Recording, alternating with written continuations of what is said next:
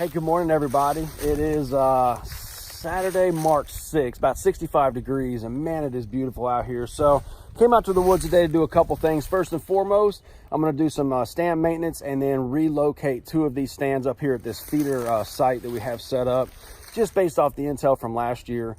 Also doing some scouting for turkey season that comes in next Saturday here in Kentucky. So really looking forward to that. Already seen about 25 birds this morning. And then we also had about 10 or 15 ducks out here on this pond. So it's been a pretty eventful morning already. But we're gonna get this done. Also came out today to drop the giveaway video. If you have not already seen this giveaway video, guys, jump over to our YouTube channel, check this out. See all the items. There's about $600 worth of gear that we're going to be giving away to one of you. All you got to do is subscribe, like, share, do all that stuff. So if you haven't seen that already, check that out. But I'm going to get to work, start moving some of these tree stands, and then we're going to get some other things done. But before I do that, first I want you to jump over and check out some of these sheds that Uncle Eddie found this last week. Well, I think y'all can see this. Pulled up here from the more fertilized. There it is.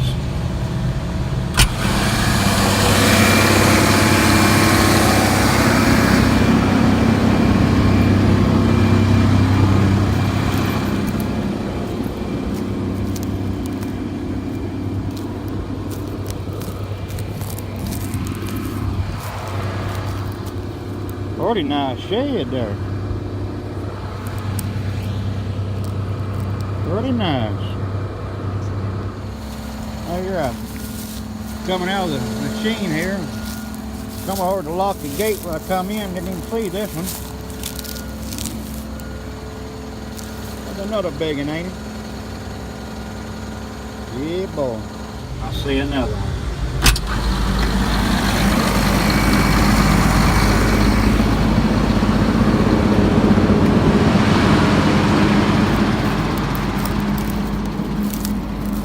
I don't care to be lucky.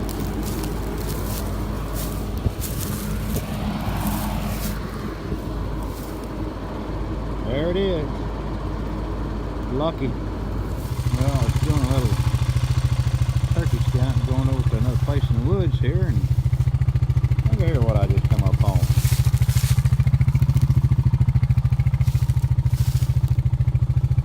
A little old 4-pointer.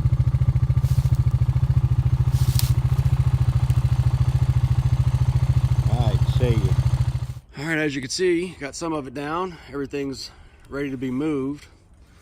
But we moved this it was about 35 yards, maybe 40 yards over on that transition line of that fence row last year.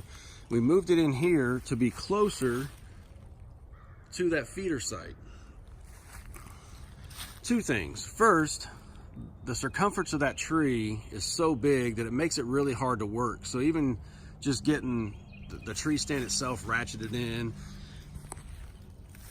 hanging camera arms or anything else is really difficult on that size of a tree. So for that by itself, I'm wanting to move it. But most importantly, one thing I didn't take in consideration is being this close to the feed. You know, as we all know, when you've got bait out, typically your does, your fawns, your younger yearling bucks, things like that are going to come in early. And so the next thing you know, you've got 10 or 15 deer standing down here, and you're less than 25 yards away, can't hardly move at all without getting busted because there's just so many eyes on you.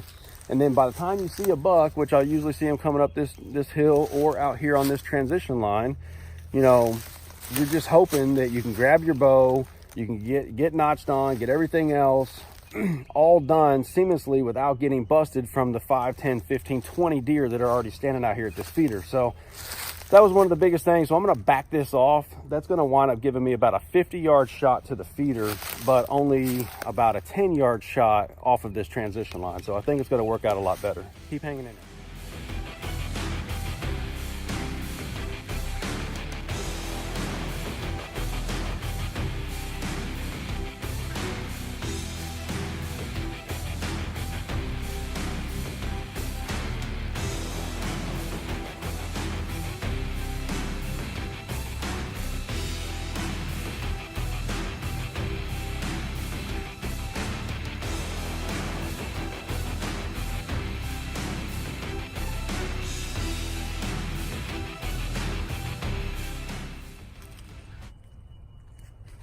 All right, so you can see here's the feeder site, and it's my main tree that I put one of my cameras on.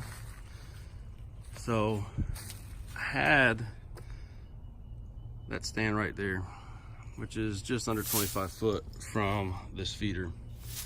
So now I've moved an additional 35 yards back to be more on that transition line and less up here on this feeder where, you know, a lot of the non-target animals are going to come to early in the day and keep me from having to be postured up and not be able to move for so long.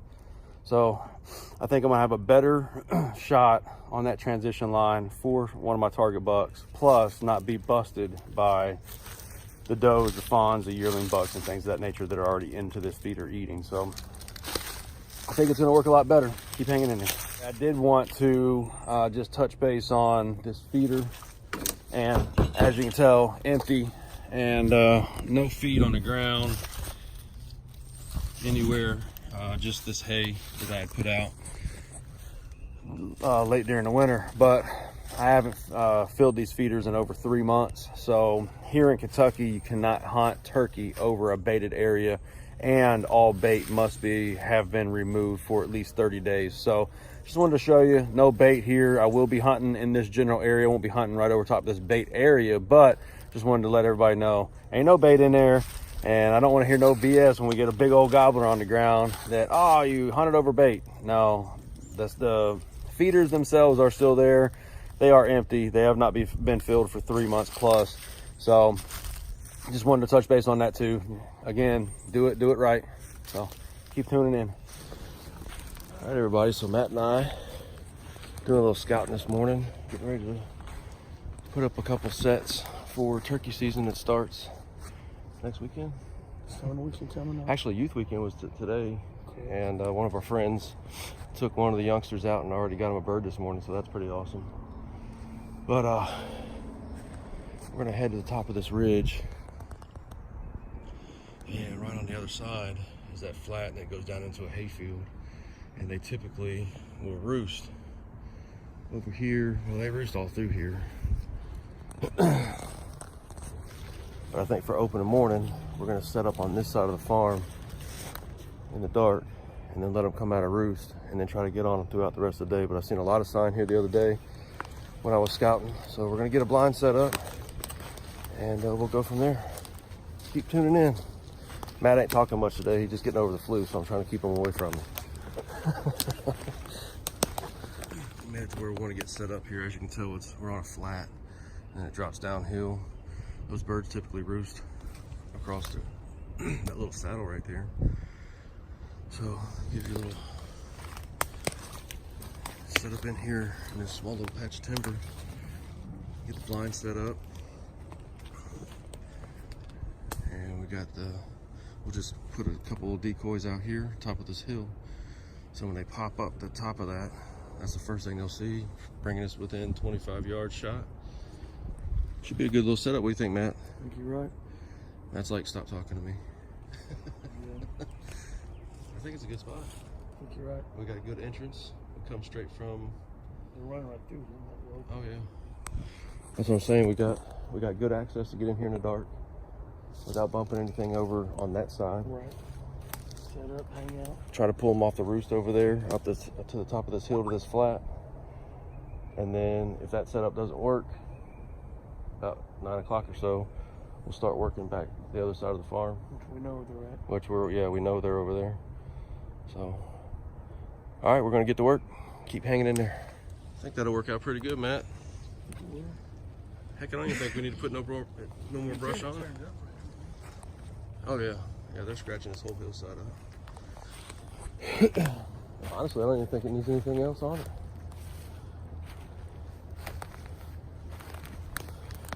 Hopefully we get those birds.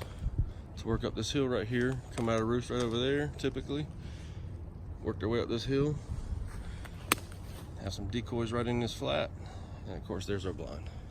One spot down. Let's keep going. Guys call me crazy, but There's another one right here. that's pretty fresh. Matt? I mean, you can tell I'm in a buck bed right here. Right. So I'm saying is you got, looks like another fresh one right here. Huge one. Huh. Let me get out of here.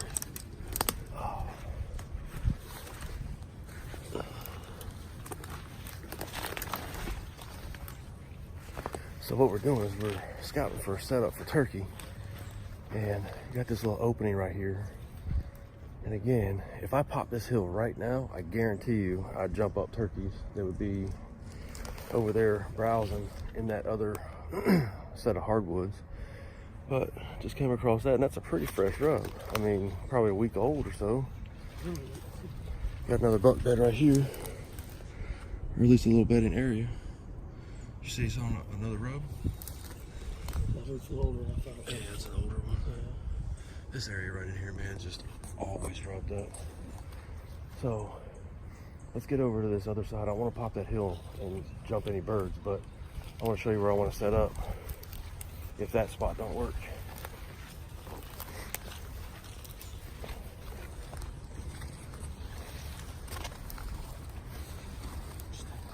Oh yeah, I want to step in the ants.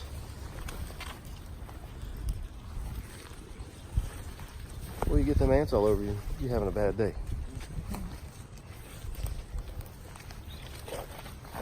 There's that tree I was going to make it to. Get set up right there. I'm almost positive I just have one clucking.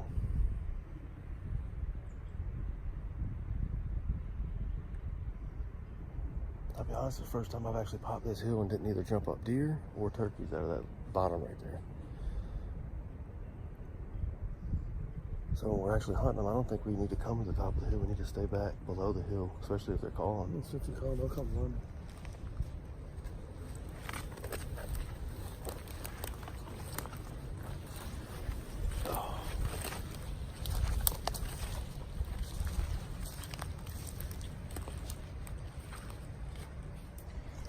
That's a good spot right there.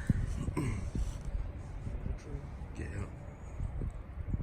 Get tucked in underneath that tree or maybe even one like that. Really sucks we're not allowed to call right now. Could've brought my son.